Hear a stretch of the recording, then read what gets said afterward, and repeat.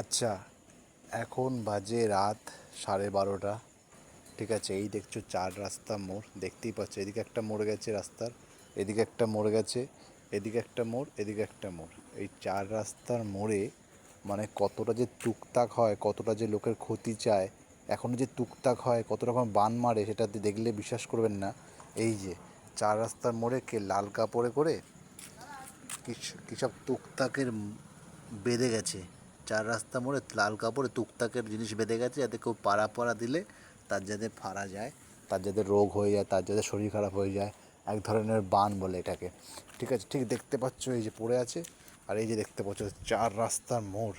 ঠিক আছে, তো কোথাও না কোথাও এখনও এসব এই নোংরামো, মানুষের ক্ষতি করে দেওয়া, মানুষকে কীভাবে সর্বনাশ করে দেওয়া, মানে এইসব কিন্তু চলছে বন্ধুরা। তাই বলছি, রাস্তাঘাটে কিন্তু তোমরা সবসময় চোখ খোলা রাখবে।